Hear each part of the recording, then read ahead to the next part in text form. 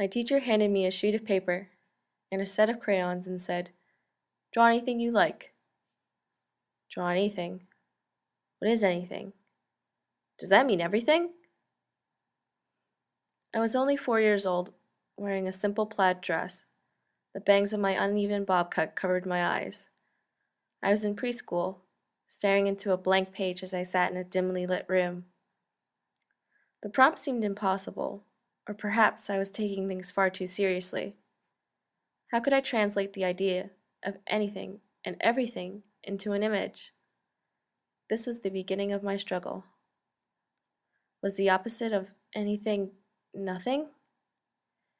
After staring into the paper, I was accomplishing exactly nothing. I felt empty. I struggled. Time passed. I had to draw something, and it had to have meaning. Only then would I feel satisfied. Finally, I picked out a crayon and closed my eyes. I began to trace the shiny lines that curved through my mind. What I made was a simple red swirl in a counterclockwise motion. This is everything, I guess. I felt a sudden rush of accomplishment, and in a way, as a 4-year-old would, it was exactly how I conceived anything and everything to be. Other students had drawn pictures too, which the teacher hung up on the wall. Illustrations of random objects, flowers, fire trucks, dogs, landscape sceneries. So my drawing felt lost amongst the abundant imagery. I felt disappointed, insecure, unfinished. To my amazement, the rest of the class seemed to enjoy my whimsical whirl. As they smiled, their eyes widened. "Wow, it's so round and perfect." Perfect? I didn't think so, and has remained less than perfect for years. Yet its simple shape was exactly how it needed to stay. It represented the potential of what could be. It's where I am now. It's where I want to be.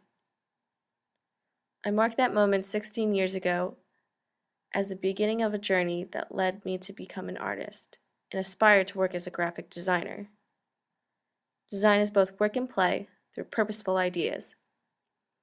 It is the language of visual communication, a delightful way of storytelling through defined arrangement, yet an insatiable and grueling practice.